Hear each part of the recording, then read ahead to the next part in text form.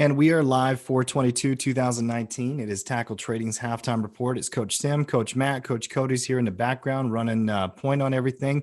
Matt, how you doing today? Doing very good, Tim. Excited to be here with the crew coming out of Easter weekend, and excited to be back and with the halftime crew this week. You know, internationally, there's quite a few markets still closed here on Easter Monday. I didn't even know that was a thing until I saw that. But a lot of the currency markets are light today. Volume is light across Europe as well. Wonderful Easter weekend for me and my family, and I'm ready to rock and roll. We've got trading to do.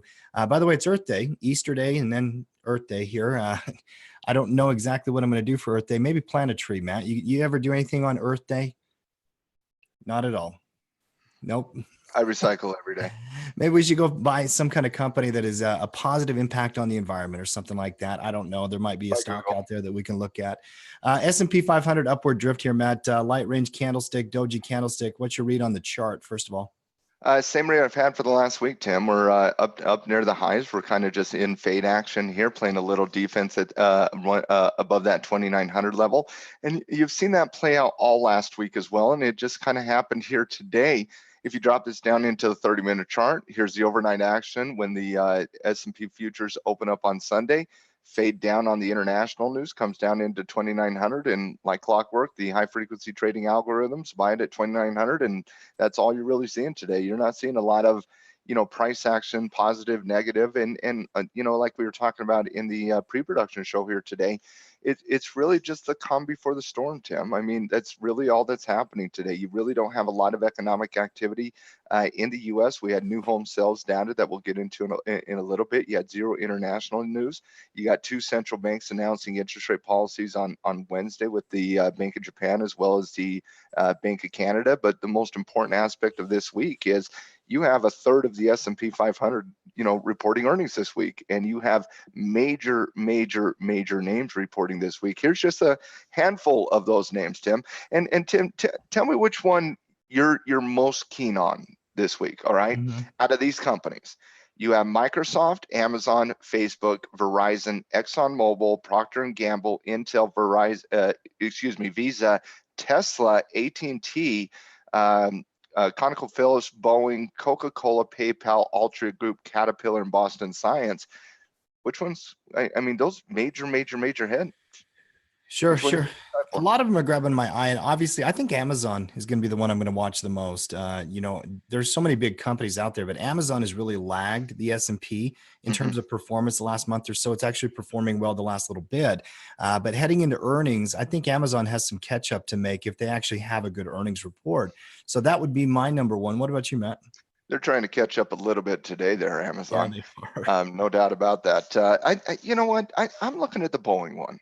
I'm most interested in seeing the economic damage, obviously not the human tragedy, but the economic damage from a numbers perspective with the 737. And not only that, Tim, but with Boeing just today came out with some negative news regarding their 787 Dreamliner production as well. So, for Boeing, it was such a leader for the Dow for the first 3 months of the year. And then obviously the tragic situation with the 737. And so, yeah, I think Boeing is the one that really jumps out to me. Amazon, Facebook, Tesla, Boeing, those are the four I'm really keen on this week, though. Tesla, just because it's always fireworks. It just always is. And it's interesting to see, Elon lose his mind sometimes in those conference calls. Facebook, just because it's such a leader in the communications sector, XLC. So if you trade the communication sector, Facebook is obviously something you need to be watching on. And then Amazon is just, one of the biggest companies. But we didn't even talk about Microsoft. Microsoft's actually a bigger market cap company than Amazon is at the moment. So you got major news happening this week. And today, with the S&P 500, with the broad markets as a whole, I truly do believe you're just waiting for some of that reports to come in. A few companies that had earnings this morning, KMB, Kimberly-Clark, they make Huggies, Matt, diapers, a lot of personal products as well. And I guess a lot of people are having babies out there because the sales numbers were great. They broke out, showed a lot of strength. Market's at a high. It's a reason to have a baby. Yeah, for sure. And then Halliburton, HAL, had earnings and really a muted response. Not a lot going on here with their earnings reaction. Numbers came in mixed at best. Obviously, Hal's a big company. Halliburton's were mixed, and that's obvious what you're seeing here. I still see a potential trigger here right above that 3250 level, Tim, here on Halliburton. So if this is a company that you do watch, you like to trade or invest in, you're looking at a potential trigger above that 32.5 mark. That would be confirmation to me in this type of reversal pattern that Halliburton has had over the course of the last 3-4 months. And obviously Halliburton has not stayed up with those other stocks in the marketplace. It's certainly been a laggard in the market, but if you do break out at 32.5, you could play some catch up fairly quickly on Halliburton. On Huggies, we're just going to call Kimberly Huggies from now on. Yeah, good gap on that, on a good breakout. Yeah.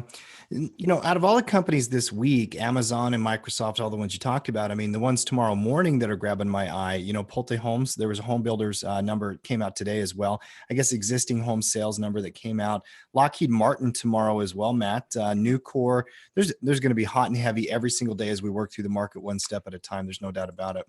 Yeah, we got quite a bit of Tackle 25 stocks reporting this week as well. So keep an eye on those. And remember, whenever you're doing the cover call system through the Tackle 25, the question you always have to ask yourself is, do you call her on the earnings report? Mm-hmm. And we'll talk a little bit about that this week as well.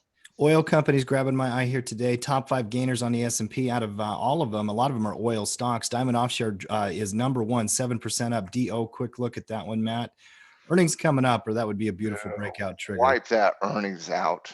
Yeah, that's right. The more I do this, Tim, the more I'm like, let's just go to twice a year earnings.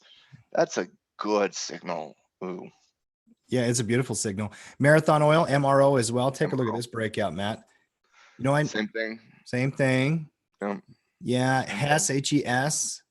This one's a big uptrend as we're running into new all-time highs, but you got earnings coming out. Devon Energy, DVN. Yeah. And then none of these moves have anything to do with these companies. It's all oil stuff. And obviously US oil companies are going to benefit. Well, they're going to benefit, but if all of these movements are based on the underlying fact that it's oil that's driving these movements today, and we'll talk about what's going on in the oil market here in just a moment.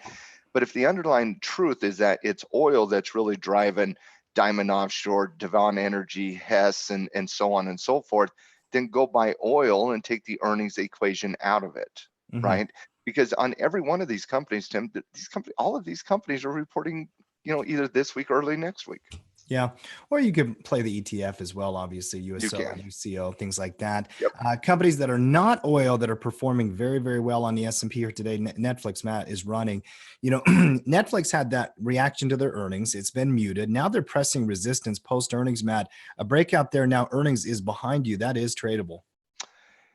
It is. I just wonder what the news is that drives it 3.3% today on a day when it's nothing. I didn't even see news come up in my daily routine I do on Netflix. No, I don't think it's really anything news driven. I think it's just people buying. It could be short covering, could be people came in after earnings. It might be just reallocating. I'd be a little cautious, Jason, here. Yeah. I'd be a little cautious. You do have some very significant overhead resistance right here at about 380. Yep. Companies that are down big here today, Intuitive Surgical, ISRG. If you take a quick peek at that chart, Matt, I know this is not exactly one of your favorites, but man, it is an ugly looking gap. Oh, you know what that reminds me of? The time it did it to me. That's what that reminds me of. But let's see. Okay, so they reported. When did they report? On Thursday? Yeah, it's obviously a different situation. What happened to me that one time when I had iron condors on ISRG was I had an iron condor that was planning on expiring before it reported.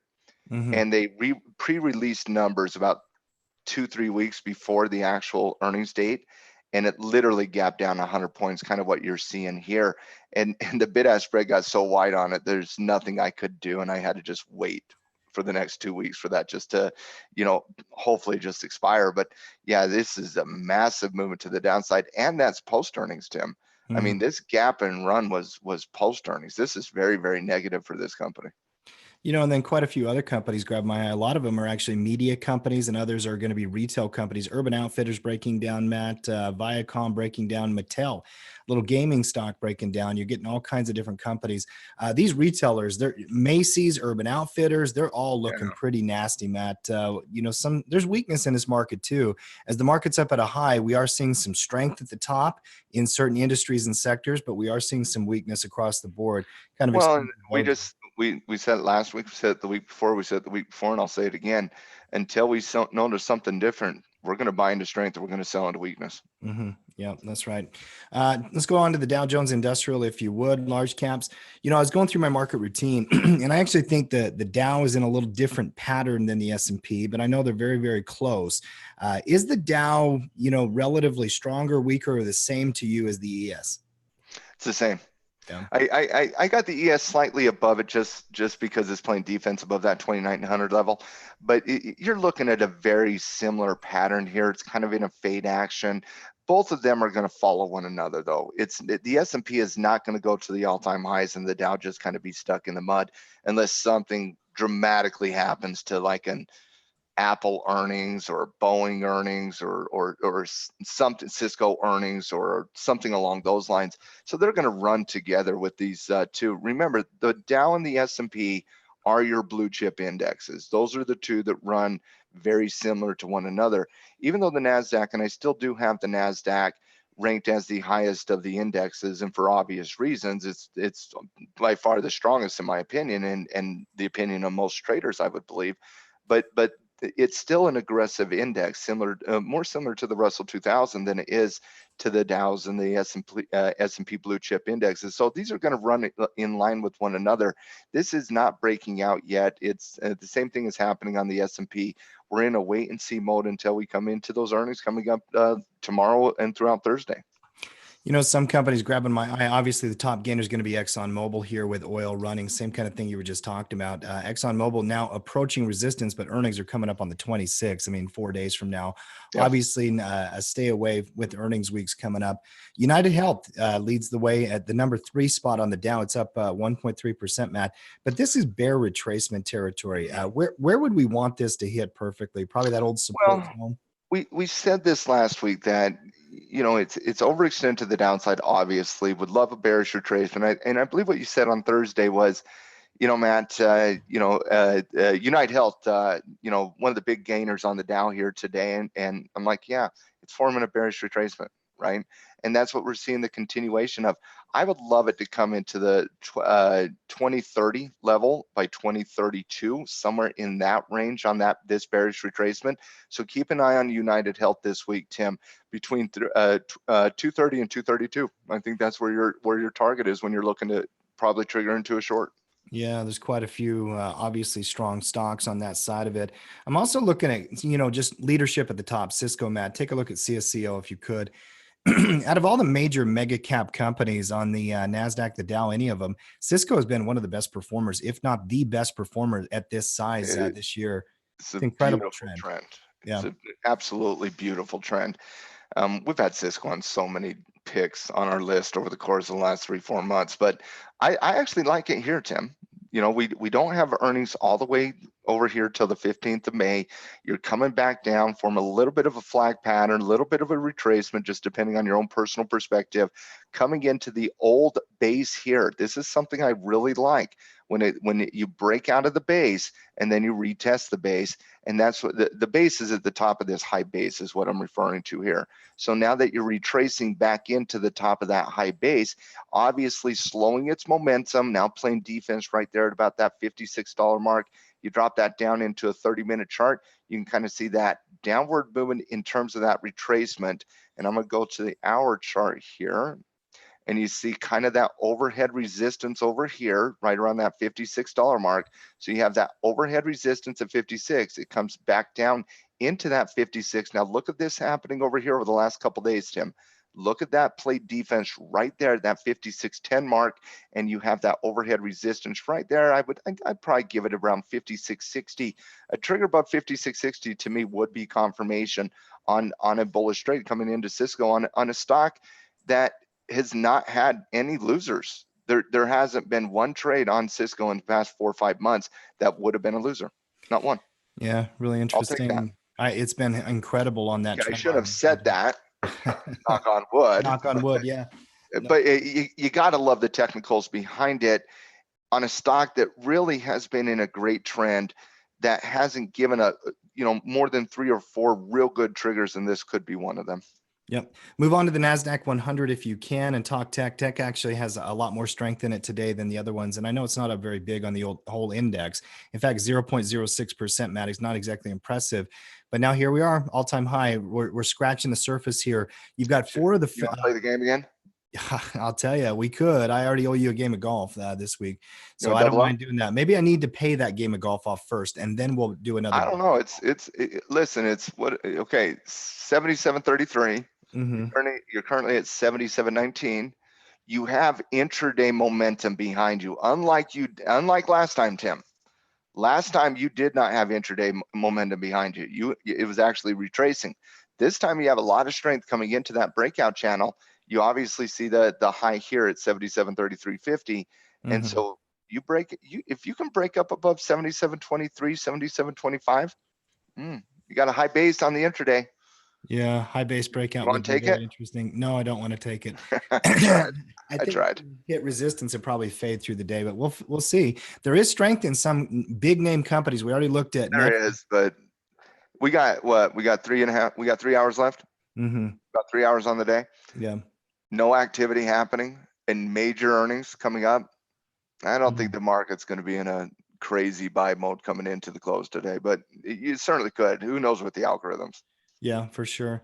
Number one gainer on the NASDAQ here today, it's up 4%, is IQ out of the NASDAQ 100 stocks, 10 billion market cap or higher. IQ is a Chinese internet company, Matt, about to break out of that little pivot at 25.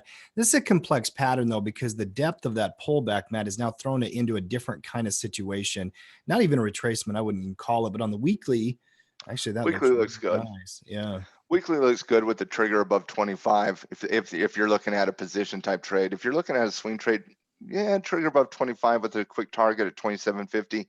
I could get that, but I mean, pick your poison here. Give me Cisco or give me IQ. Give me Cisco above the trigger I talked about, or give me IQ above 25. I'm taking Cisco all day long. Probably cleaner play.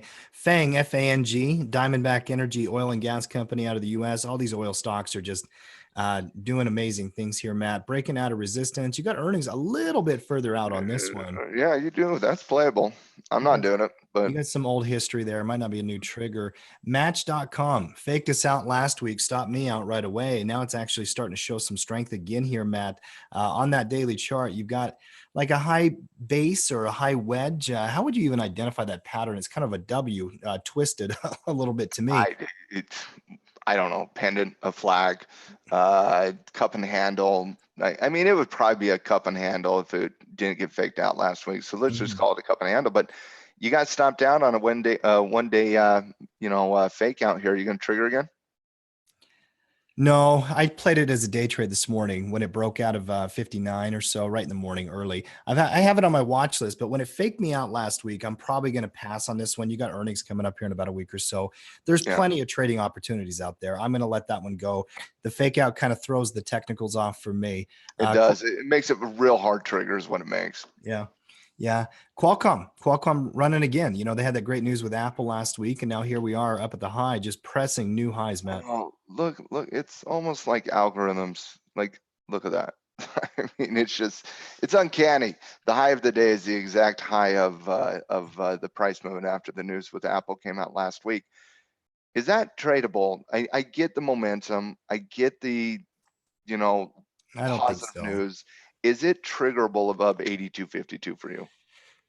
Maybe as a day trade. I don't think I would carry it overnight into news. I don't think the reward to risk is going to be there personally, but I might be wrong. It's a momentum play. A lot of traders will play at those. You couldn't do a standard reward to risk on it though. No. I mean, when you're playing a momentum play, where's your target? No, it's probably day tradable, but outside of that, I don't think especially with this type of price movement. This isn't normal, right? This isn't normal. So,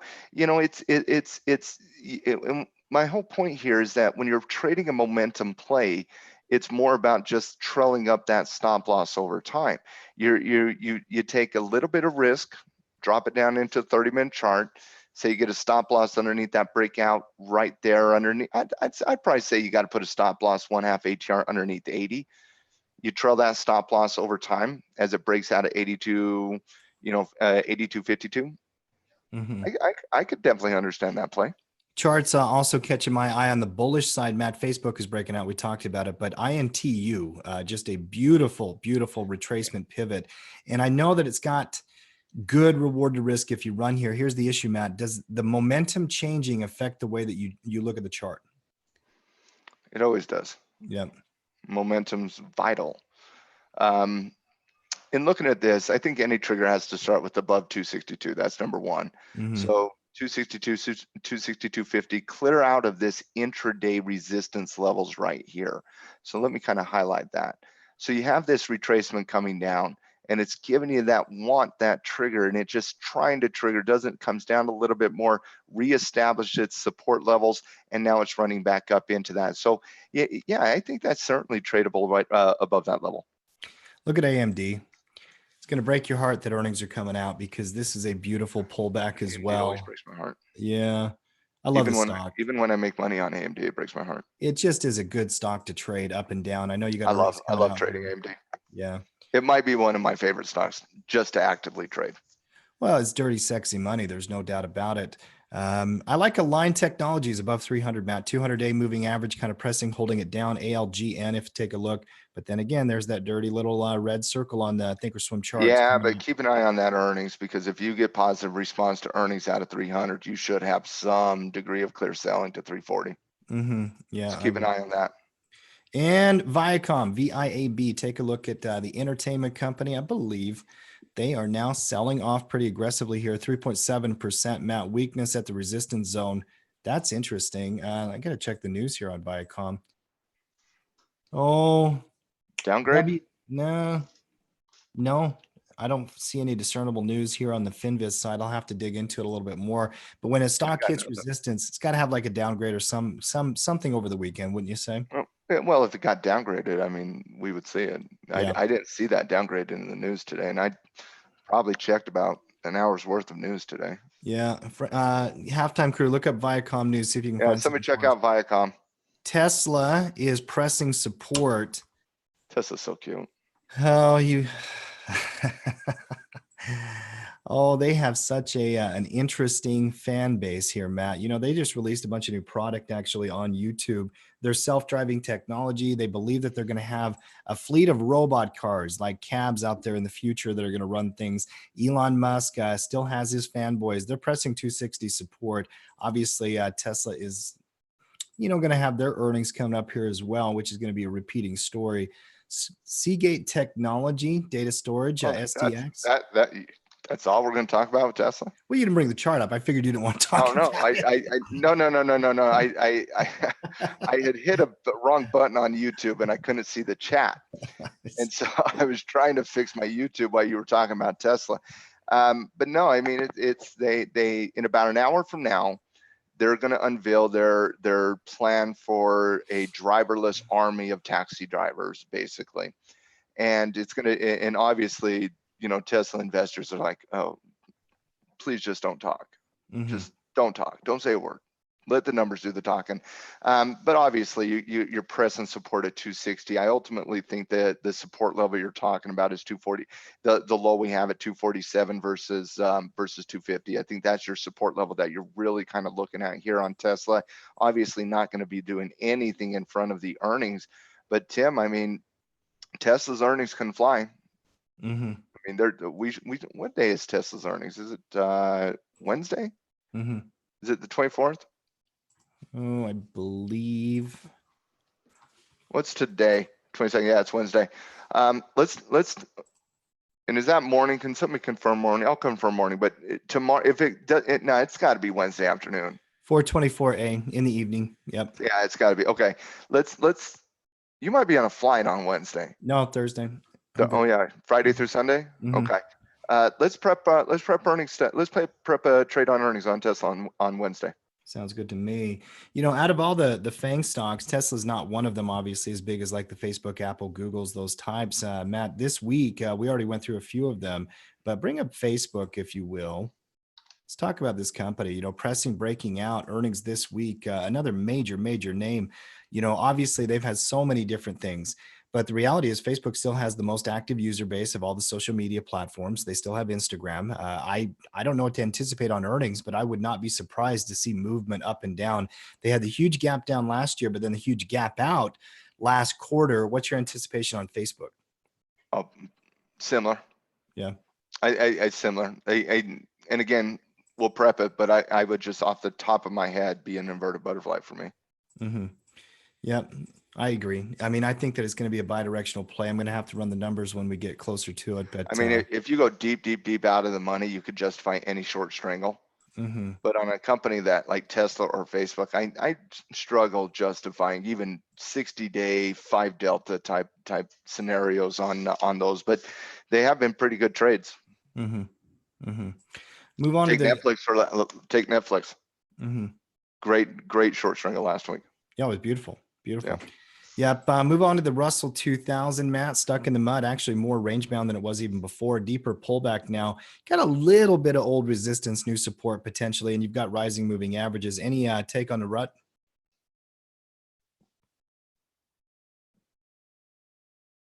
It's your favorite chart, man. You love the Russell 2000. I do. You love range bound charts. I do. Yes, but what analysis do you want me to do on it? Sell your condors at 60 days. Come on, start get cash flow. Yeah. The Russell starts between 1600 and 1500, and until those levels are broken, just keep cash flowing on it. Keep doing condors on it. Keep following the cash flow condor system. Keep capturing your 10% ROI on 90% probability. So until those levels are broken, and they're going to get broken eventually, no doubt about that. But you know what? It's now been 2 months, Tim. Mm-hmm. I mean, it's been 2 months of the same levels, the same analysis. If you're not cash flowing on the rut in the last 2 months, go watch the cash flow condor video system again. Yeah, I agree. And obviously that system is one that you have to understand the context of all the big picture stuff. But and let me say something. I mean, that if you want more detailed analysis, it's not going to happen. This is perfect for condors. Perfect for condors. So my lack of analysis on the Russell is not it's not an indication that, oh man, nothing to see here. No, nothing to see here is a good thing. yeah, Nothing to see here is a fantastic thing. Keep on nothing to seeing. Keep on asking me the same question every day for the rest of my life. And if that happens and I say, well, you just wait for 1500 to 1600, that's an indication that condors are killing it right now. Love it. yeah, cash flow's been strong. There's no doubt about it. Move on to the dollar, and it's a light day in the currency markets. Internationally, you don't have all currency markets open, and so you're going to have holidays as well. Pressing up here near the high, Matt, slightly bullish to me. Any read on the dollar index? No, not yet.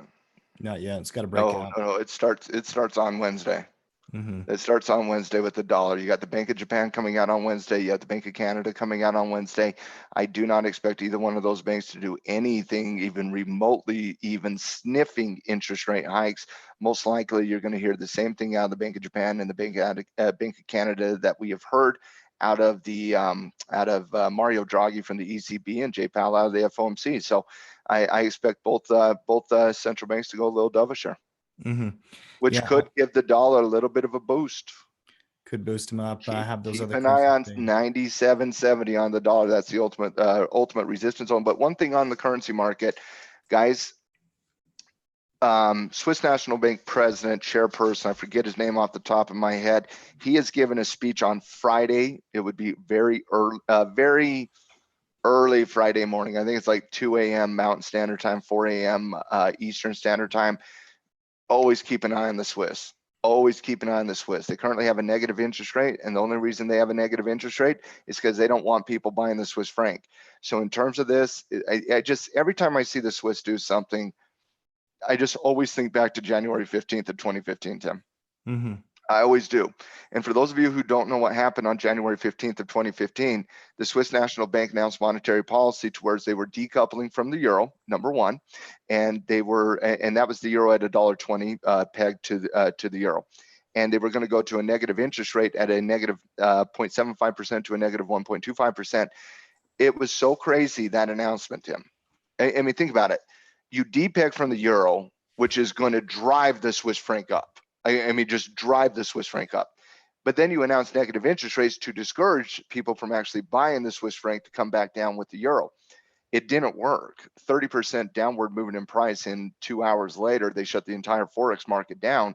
Multiple Forex brokers shut the doors down permanently. And I'm not suggesting that's anything's going to happen. I'm just saying, if you're a currency trader, keep an eye on the Swiss National Bank giving a speech on Friday morning. Maybe it's nothing to see, maybe it's not, but always be prepared is something that's very, very important in terms of trading. You know, maybe the story of the day is in crude oil. Bring up CL next here, Matt, and let's talk about the light sweet crude oil here, breaking out, showing Call it a tons of breakout. strength. Calling Yeah, it. Hey, should we do our deep analysis and say that's a breakout? it's a breakout. It's a breakout. That's a breakout. You know, what happened with Trump here today? He pulled sanction waivers or something like He that. didn't pull them. He didn't pull them. Trump announced earlier today that he was going to not extend the waivers that had been granted on 8 economic countries. And we're talking the Eurozone, China, Japan, Australia. You're talking the big industrial service-based economies. They had been granted a waiver from the United States regarding the sanctions that Trump put on Iran when they left the Iranian deal that Obama did in 2015. And so those waivers were granted to these 8 countries last year, and they're supposed to expire on May 1st. And Trump today announced that they are not going to extend the waivers, and what their stated goal is they are going to basically drop Iranian oil supply to zero. They're saying, hey, do whatever you want, Iran, but we are not going to allow you to sell oil to the world. And obviously that's going to be bullish on oil. Trump also talked about how, you know, the US and Saudi Arabia and some of the other oil producing countries would, you know, offset some of that supply issue with increasing their own supply.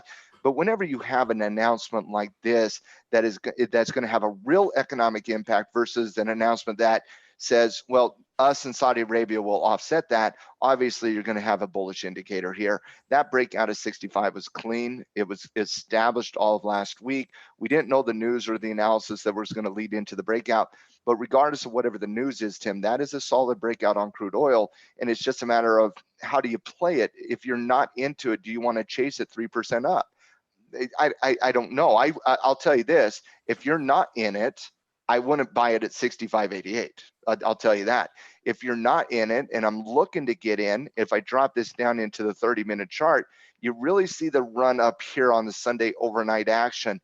And then you got a fairly clear little trigger here. Look at the intraday analysis here. And sometimes when you miss this, you're looking like, oh man, I wish I was, trading the crude oil market on Easter Sunday at 8 p.m. Eastern Standard Time. Guys, this isn't people, this is algorithms is what it is. This is when the real action starts happening. And now you have this neutral intraday pattern between 65.40 and 66. So if you miss this run up here, you don't want to chase the dragon. We'll try mark that off on your the bingo card. board. Yep. Mark that one off on your bingo cards.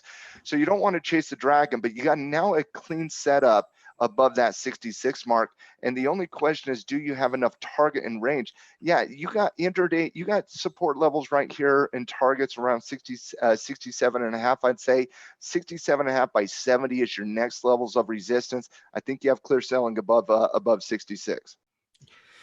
It's a beautiful chart. There's no doubt about it. News-driven breakout, hitting 66 intraday. I love the analysis on that intraday, by the way. Could you day trade that into the close? I personally don't like to take crude trades late in the day like that. But I'm going to day trade above 66. 66 break could be a little day trade. Yeah, I think so as well. Oh, it's good. Probably when we're podcasting. Yeah, very well could be. Absolutely. Kill 2 birds with 1 stone. If I hear that little ding, that Thinkorswim ding, I'll know that you took your trade For sure. Move on to gold, Matt, and let's talk about the GC. Metals are interesting right now. Obviously, we talked about how just fundamentally short gold feels wrong. But you are range down here fading, Matt. Dollars is slightly hesitant right now. If all that stuff you talked about with dovish central bank policy around the globe happens later in the week and the dollar rallies and breaks out, gold should probably see a deeper sell-off, don't you think? You would think that in the face of dovish, why would gold go down? But Tim, and this has been driving gold bugs crazy for 10 straight years. In a world where you've had over 750 interest rate decreases, in a world where you've had $10 trillion of debt, of US debt come in a world where you've had, a 10 trillion in money supply coming in, that's just talking about the US. We're not talking about the $550 trillion worth of derivatives around the board. And in that environment, you'd think gold would skyrocket, and it hasn't skyrocketed for 10 straight years. You have to trade gold the same way you trade everything else, and that's based on technical analysis. Because when you look at the fundamental argument for gold, the fundamental argument for gold in the last 10 years, gold should be at $3,000 to $4,000 an ounce. That's the fundamental thing. And so we can sit here and be like, well, gold should be at $3,000 to $4,000, but it's not. It's at 1277, and it just broke out of a major support level at 1300 by 1280, and the dollar's pressing resistance. And as the rest of the world goes dovish, well, that means the dollar's going to go up, even if the dollar's dovish in that environment. So with that said, if the dollar goes up, gold goes down. Period. End of sentence. Gold is priced in dollars. Yeah, that's right. And so you're below support here in a fading kind of trend. I know you're also pay range down, Matt, but that's not going to matter if the dollar breaks out. There's still If the room dollar to the breaks out at upside. 97.70, Tim, there's no buy case for gold. That's right. That's right. And, last but not least, as part of our regular market skyline, then we're going to break down the sectors. Bring up Bitcoin, if you would. I think a breakout of Bitcoin, I tweeted this morning, and I think a breakout of Bitcoin is tradable if you were a trader in Bitcoin. High based into 6,000 almost, Matt. What's your read here? And this is the problem with Bitcoin. Yes, it is absolutely tradable above your resistance points. The problem is identifying those exact resistance points here, right? Mm-hmm. So if you drop this down into an hour chart, you can kind of see a little bit of action right here at 53.66, but ultimately you're up here around the range of 54.30 by for me 5,500. I think the best case scenario, the highest probability setup right here would be above 5,500, Tim, with the target of 6,000. Mm-hmm. Yeah, and it's holding and hanging around. After that huge institutional volume that came in and somebody kind of spoofed the market, came in with a big order, obviously. It's almost been a month now, Matt. I thought Bitcoin would have a pullback by now. This John resilience could pan. he reaffirmed his $1 million price target, by the way. Did he? He did. He said there's no scenario possible where it doesn't do it. Oh, yeah, right. It's funny how John people McAfee. get so stuck. Yeah, for those of you who want to have a good humorous take, if you don't mind some crude language, go Google McAfee and Bitcoin and see what the bet he made at $1 million was. He's doubling down. Say it on the halftime report. Oh my. Well, Bitcoin, we're going to keep talking cryptos. By the way, obviously, great follow on Twitter, by the way. John McAfee is. Oh my, funny. I'll have to take a look. Funny, seriously. Right. I enjoy following him on Twitter. I'll have to take a look. Yeah. Last but not least, Matt, on Mondays, what we do in our special segment is we also go through all the different sectors, and you do have some sector rotation happening across the market. In my opinion, you're seeing certain strength and weakness here. Let's break those XLs down if we could, one at a time, and kind of give me a read on each one of them as you go through them. All right, I'm going to go through just top down on the sectors, give you kind of our reading of it from a technical perspective and where we're ranking them. First and foremost, we start every time we rank the scoreboard, guys. And for those of you who do not know what the scoreboard is, we put the scoreboards in our newsletter that we post every week that Cody Mackey does. And Coach Cody does a wonderful job in the newsletter, really trying to make it his own and giving it his own flavor, his own kind of just voice to it. And so Cody, great job on that. It's got a savory flavor. It does this week. There's no doubt about that. Cody out there in Hawaii acting all Texan on the Hawaiians, cooking some brisket while he's doing his newsletter over the weekend. Absolutely loved it. We really kind of start with ranking the S&P 500, and we gave that a 20 ranking, which is right on that slightly bullish to bullish territory. We wanted to keep the same ranking that it was last week because it was doing the exact same thing that the S&P 500 was doing last week. So we kept it right there at about that 20 point range on the scoreboard. Mm-hmm. Going down the sectors here, basic materials, looking at a little bit of a high base type pattern after a really good couple weeks from 2 weeks ago. As you can see, you broke out of that 56 handle, set up a new resistance at 58. You can see all the activity at 58 over here, and it's just kind of in that just fade action, high base type consolidation formation that the S&P 500 is doing as well, and just happens to just be hitting its head on $58 resistance level. Because of the fade action, we did give it a downgrade to the $30 mark because of this overhead resistance versus the S&P that did not have any of that overhead resistance. So we did downgrade it just slightly down to the 30 yard marker. Energy, very similar to the basic materials sector. We gave it a ranking. We actually upgraded energy coming into the week, give it a slightly bullish ranking at 25. With the breakout on oil today, that obviously needs to be even moved up. So we even upgraded oil coming into it because we knew Trump was going to make that happen, Tim. That's why we upgraded energy coming into this. And we gave it a 25-yard marker on energy. That's a breakout on the XLE ETF. Look for price appreciation back up into the $70 mark, where you have the old level of resistance over here on energy. The communication sector led a lot by Facebook this week. Because of Facebook's earnings, we wanted to downgrade the communication sector just a little bit. And so we downgraded it to the 30-yard marker. That is right in the smack middle of the slightly bullish situation. And you might say to yourself, well, Matt, that had real good price appreciation over the last 2 to 3 weeks, and absolutely 100% it has, led on the backs of Facebook and Google and so on and so forth. But you're overextended, and when you're technically overextended and you're seeing slowing momentum up here, and you have a major earnings announcement from Facebook coming out that could drive it one way or the other, we just felt like because of the overextended situation in Facebook, let's downgrade it just slightly into the slightly bullish category at that 30-yard marker. Technology, and I'm just going through the aggressive sectors here, Tim. Technology, we did not downgrade, even though it is completely overextended, because technology is on fire right now. And we have it at our highest rated sector this week in tackle trading. For the tackle traders, we have it at the 10-yard markage. We kept the exact same ranking we had last week. Even though we were overextended, this thing's just, it's irrational right now. From a technical perspective, it's overextended. It's reaching the high end of its potential average yield, but lots of momentum. And I do believe a retrigger above 78 could see even more price appreciation coming into technology. Now, just as a reminder, you have major earnings coming out of tech this week. Microsoft, Intel, just to name a couple that are just going to have a lot of impact on the technology space. So keep an eye on those two stocks that could have an impact here. But overall, our highest rated sector is technology. Next, the industrial sector. We actually upgraded the industrial sector as well, given the fact that we were breaking out on the industrial sector. And so if we're going to break out of an old resistance level in a week, that's going to get an upgrade.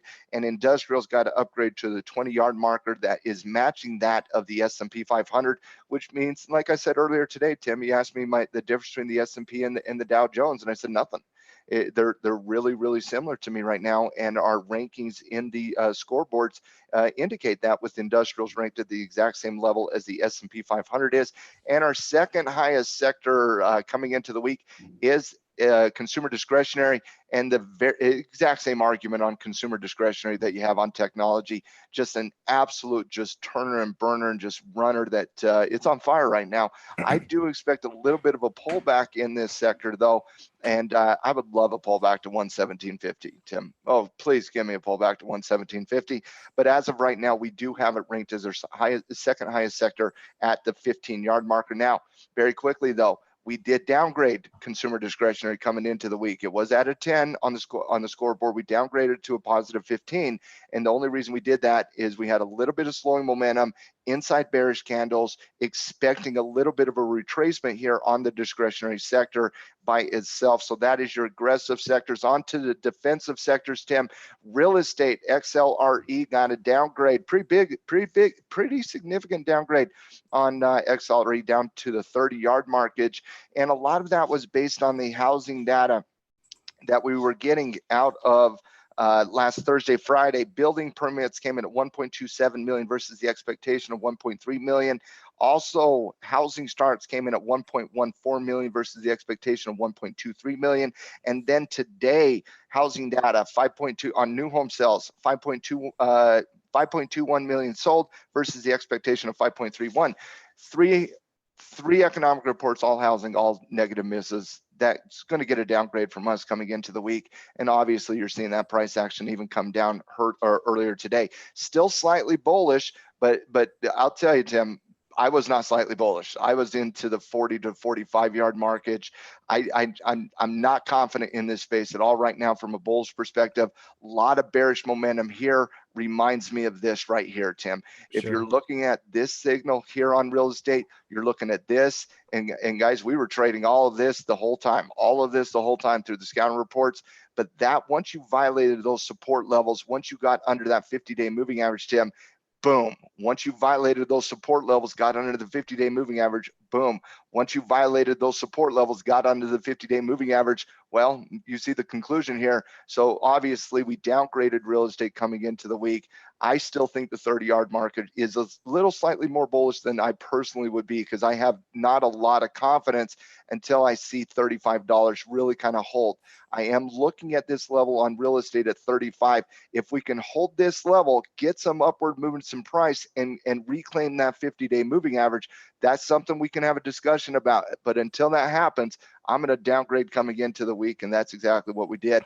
Downgrade to the 30-yard marker. Utilities, we're going to match utilities with real estate for the exact same reasons as they have.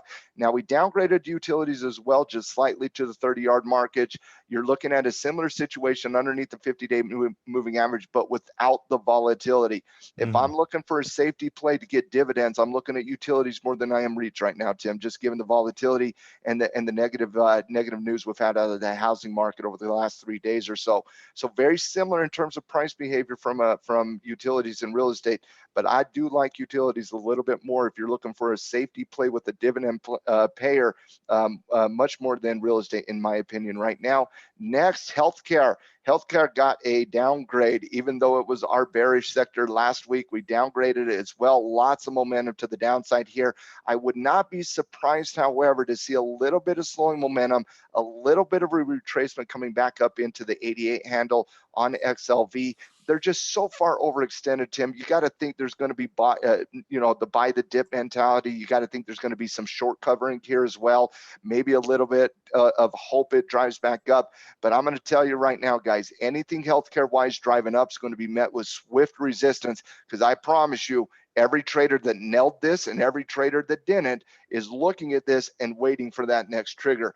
And that's why I say it's going to be met with very, very strong resistance, because the trader is going to nail it and nail it and nail it, because there's not a lot of weakness in this market. This is our only bearish call from a sector perspective, and it's got a negative 25 bearish rating on the scoreboard. Next sector is XLP, consumer staples. Very similar to consumer discretionary here. We downgraded it just slightly, just given the exact same reasons we downgraded consumer discretionary. Overextended, showing a little bit of slowing momentum. Technology, staples, and consumer discretionary are your three best performing sectors. Discretionary staples got downgraded just tiny bit coming into this week, but it's really just simply because they're so far overextended, and I just don't think they have the euphoria that technology does, and that's why we kept technology at the exact same rating. So a little overextended, expect a little bit of a fade, creating a high base scenario, or maybe even a retracement like we had on this 3-day pullback here, coming down into that 20-day moving average. Either one, whether it fades in high bases and then we're looking for the breakout, or two, we get that retracement down into that that rising 20-day moving average. Both of those are absolutely tradable. And the last sector here in the scoreboards we're looking at is financial, and financial got a slight upgrade with the breakouts of 27 It's a slight upgrade to 40 on the 40-yard markets. A lot of mixed behavior in the financial space right now. Love the analysis, by the way. There's a few stocks, just as a reminder, why you got to go check the option and stock reports over the weekend. Last couple, Matt, give me a look at Autodesk, ADSK. Option report candidate, kind of trigger for sure. Trigger. Yeah. Good trigger too. Look at that. Look at that hammer. Hammer. Upward movement in price. Piercing line. Like it. Hammer time. And then Okta, OKTA.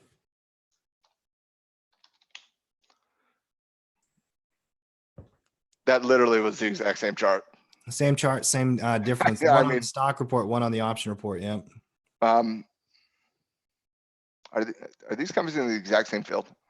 I'm not sure about that, but I do know this is that if you don't go and prep all these trades in advance, then you're going to miss the triggers. And there's about 5 or 6 companies that are set up for triggers over the next couple of days, Matt, that you've got to be ready for. Can I give you one that hasn't triggered yet, but I love on the option report? Yep. I love this potential right here. Oh, that high base, yeah. A little high base type retracement breakout. Yep. Don't have to worry about earnings at all. A couple others, T. I'm looking at Wells Fargo with the bearish retracement coming into. If you're looking for bearish delta, nice trigger, and we got all those triggers in the report. So definitely watch the stock and the options report, guys. Both of them were very, very good reports this week. And then another one, Tim, a company I like, but is going to die in time is GameStop. Mm-hmm. Oh yeah, it's been brutalized. I don't even know what the model is at this point, Matt. What do they sell? Because Mark and I and you have talked about this. Model is I don't want to die. Yeah, probably. I got shot in the gut and I don't want to die, but I'm bleeding out. Yep. All right, I got a question for you guys. Yes. Who's going to die first, GameStop or GE? GameStop. GameStop will die GE first. will be bailed out. Probably. Yeah. Yeah. After the next recession, GE will be bailed out again. I can see that. It's so sad to bail out. It's such a bad company. My opinion is they're going to 5 before any of that ever happens. Maybe even lower. Me too. Yeah, GE. They are actually up today a little bit as they're bouncing.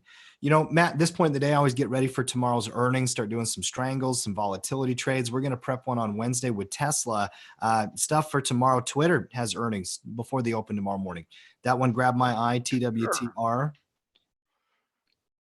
And this one is a mover on earnings, kind of random volatility, unpredictable price gapping. I'm thinking bi-directional here. Yeah, fly.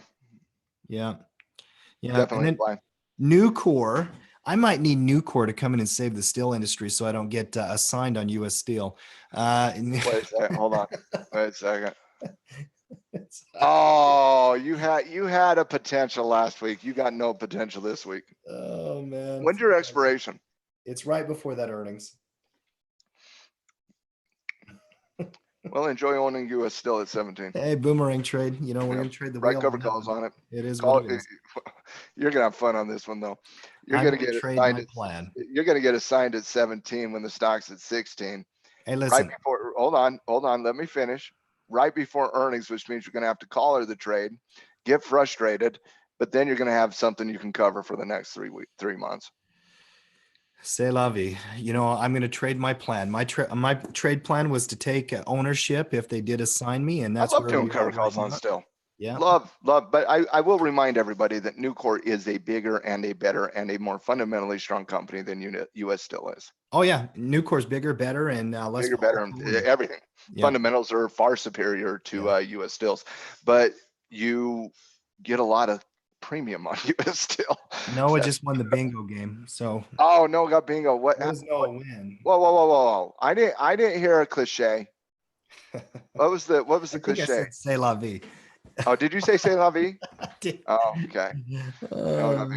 Yeah, that's all right. Guys, that is our halftime report. Matt, we got a lot going on in tackle trading this week. Obviously, onboarding on Mondays. We always have that event with Coach Frank that does a great job. The market recap live after the market bell with Coach Frank every day, by the way. Tomorrow, Coach's show. I think we've got the Thursday Cash Flow Club and always our reports. Just anything else you got focused on? No, I mean, this week we have a normal week here at Tackle Trading for our pro members, and we got a lot of, obviously, we always have a lot of content that come out on a daily basis. But for those of you who are new to Tackle Trading, make sure that, and you don't know how to navigate the website or understand our schedule of webinars and products we release and whatnot, onboarding with Coach Frank every Monday night is a great opportunity just to kind of hang out with Coach Frank. And Coach Frank, and as anybody can attest that's ever been in any recap or any webinar that Frank's been a part of, he will stay and answer your questions and help you out in any capacity he can. So definitely get in and get in that onboarding tonight with Coach Frank. And then we have the halftime report all throughout the week. Coaches shows on Tuesday and Thursday. Scanner reports coming out on the weekend. I'm sure we have a mastermind group, but I don't know which one it is off the top of my head this Wednesday. Yep. All right, guys, we'll be back every day with the halftime report. Tomorrow is Delta Tuesday. Like and share, everybody. Absolutely. Good attendance today. Great job, halftime crew. Always great to have you guys. Really appreciate you. We'll see you back here tomorrow with Tackle Trading.